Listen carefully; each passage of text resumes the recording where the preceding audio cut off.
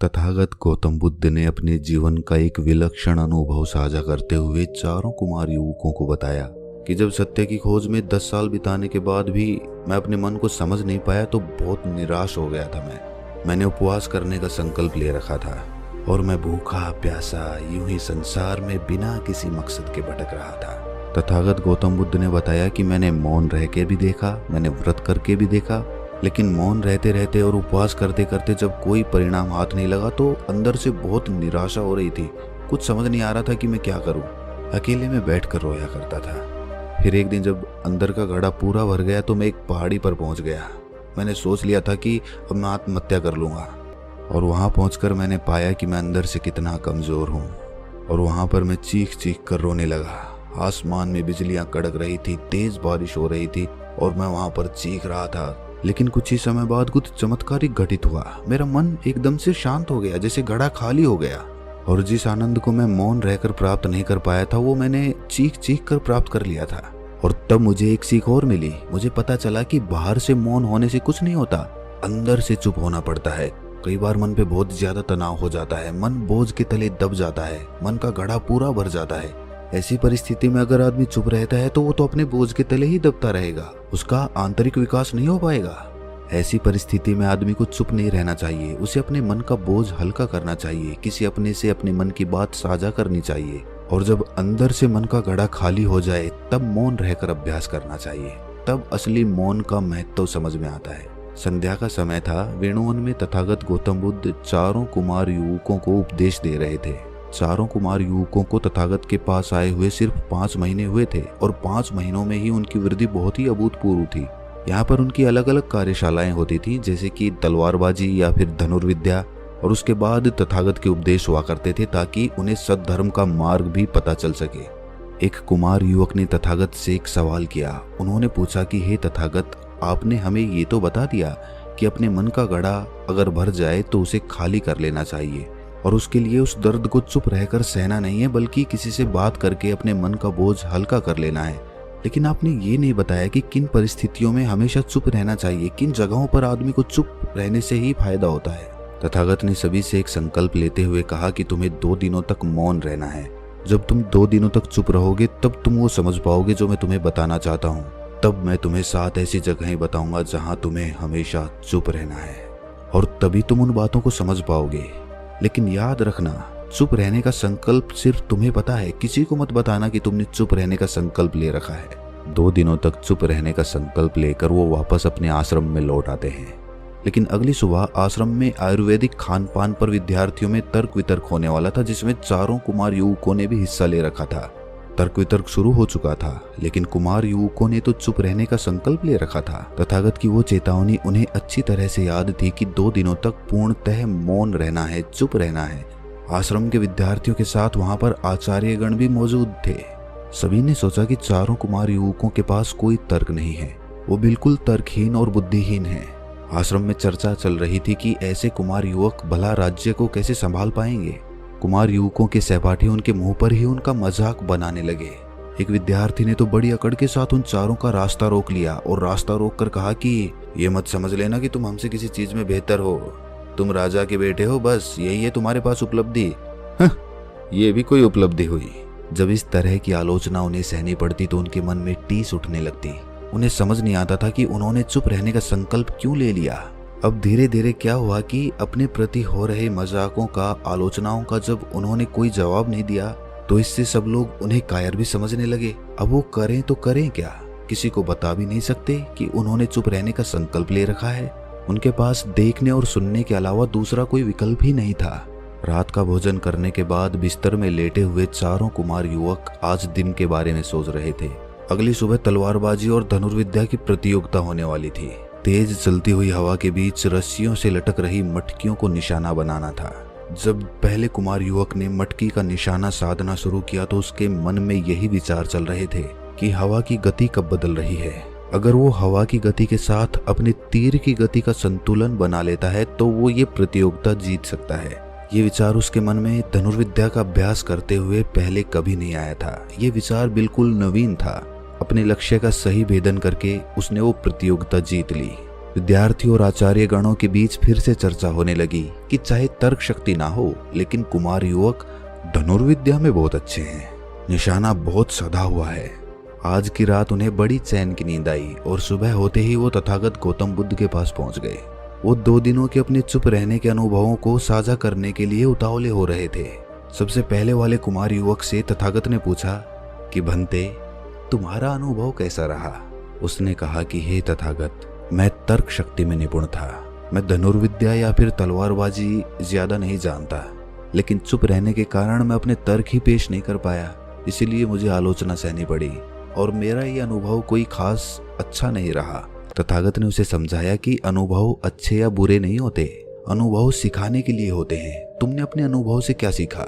जब वो इसका जवाब नहीं दे पाया तो तथागत ने उसका उत्तर दिया। तथागत ने बताया कि जहाँ पर हमारी योग्यता का सवाल हो, जहाँ पर हमारी योग्यता परखी जा रही हो, वहाँ पर चुप रहना आपकी आलोचना का कारण बनता है। कोई सेठ अगर सामान बेचने का व्यापार करता है तो उसे अपने सामान के बारे में बताना ही पड़ेगा। ऐसी जगह पर अगर वो चुप रहेगा तो उसे नुकसान झेलना पड़ेगा। इसी प्रकार अगर वो अपने सामान को भूलकर किसी दूसरी चीज के बारे में चर्चा करने लगे तो वो भी उसकी आलोचना का कारण होता है।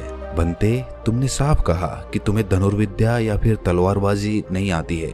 अब तुम अगर जबरदस्ती धनुर्विद्या के बारे में डींगे हाँकने लगो तो वो भी तुम्हारी आलोचना का कारण बन जाएगा। कुछ लोग हर विषय पर बोलते रहते हैं, चाहे उन्हें पता हो या ना पता हो, लेकिन उनकी अपनी एक राय होती है, उनका अपना एक मत होता है।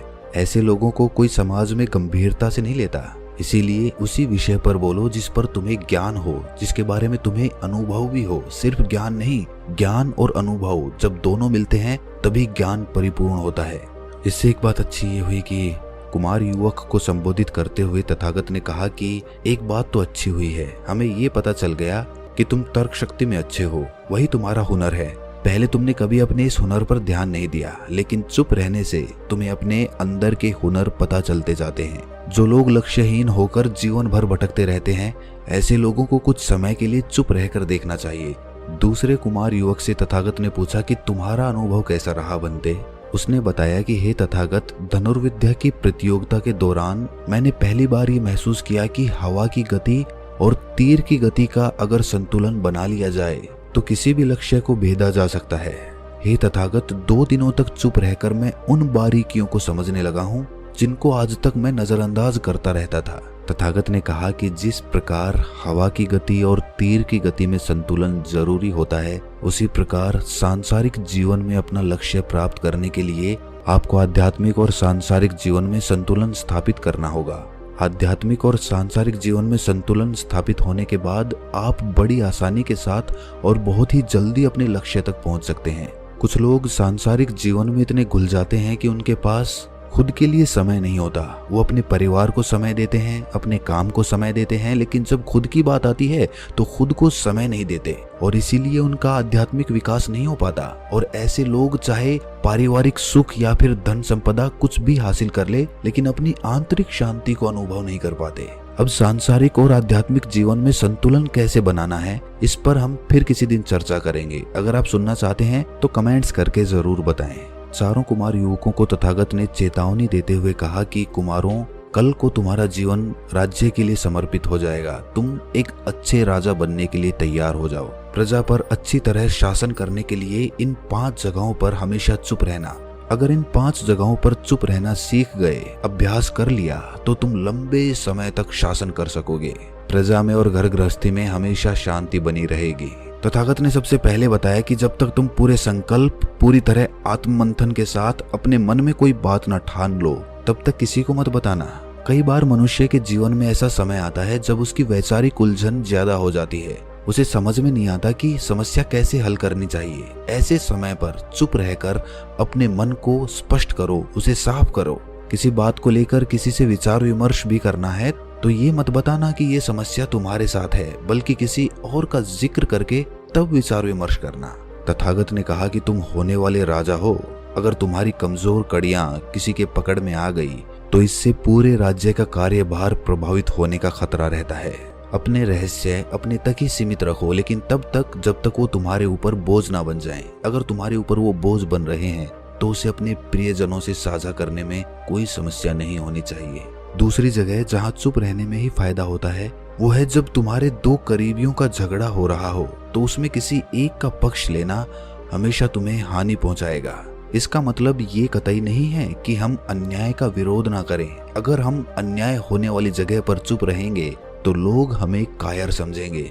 क्योंकि असली दुनिया में चीजें इतनी साफ और स्पष्ट नहीं होती हैं, इसीलिए इंसान को हमेशा अपनी बुद्धि का इस्तेमाल करना चाहिए। बुद्धिमानी अपनी चरम सीमा पर तभी काम करती है जब आप चुप रहकर एक ही विषय पर अपना पूरा ध्यान केंद्रित कर देते हैं। इसीलिए तीसरी जगह जहां मनुष्य को चुप रहना चाहिए वो ये है जब वो किसी गहन विषय पर अध्ययन कर रहा हो, कोई ऐसी समस्या सुलझा रहा हो जो बहुत कठिन हो या फिर उलझन भरी हुई हो। कठिन से कठिन और उलझन भरा हुआ काम तभी सफल हो सकता है जब शांत रहकर चुप होकर पूरे दिमाग से उसी समस्या के बारे में सोचा जाए। सही समय पर सही बात बोलना और व्यर्थ की बातों में ना पड़कर चुप रहना, ये दो सिद्धांत जिस आदमी ने अपने जीवन में उतार लिए उसकी प्रतिष्ठा चारों ओर फैलेगी। चौथी जगह जहां आदमी को चुप रहना चाहिए वो जगह है खाते वक्त। भोजन करते वक्त अगर आप मौन रहकर भोजन करते हैं तो आप खाने का पूरा स्वाद लेकर खाते हैं और इसी वजह से आपका खाना जल्दी हजम हो जाता है। जब आप चुप रहकर पूरा ध्यान भोजन पर केंद्रित करके भोजन करते हैं तो ऐसी परिस्थिति में आपका शरीर अपने आप ऐसे रसायन छोड़ता है जो खाने को जल्दी पचा देते हैं। और खाना अगर सही से पच रहा है, पाचन क्रिया सही से काम कर रही है तो आपके शरीर में कोई बीमारी नहीं हो सकती, आप हमेशा स्वस्थ रहेंगे। आखिरी और सबसे जरूरी जगह जहां आपको किसी भी कीमत पर हमेशा चुप रहना है वो है जब तक आपका कार्य पूर्ण ना हो जाए उस कार्य के बारे में दूसरे को किसी को मत बताना। अपना उपदेश खत्म करके तथागत ने कहा कि अब तुम्हें चुप रहने के सारे फायदे पता चल चुके हैं, साथ ही तुम्हें ये भी पता चल चुका है कि किन जगहों पर चुप रहना है और किन जगहों पर बोलना जरूरी होता है। इन बातों का पालन करके तुम एक अच्छा जीवन जी सकते हो। अपनी प्रजा के प्रति जो तुम्हारा कर्तव्य है वो अच्छी तरह से निभा सकते हो। तो दोस्तों, कैसी लगी ये कहानी आपको कमेंट सेक्शन में जरूर बताना और अच्छी लगी हो तो इस चैनल को सब्सक्राइब करके नोटिफिकेशन बेल को जरूर प्रेस कर देना।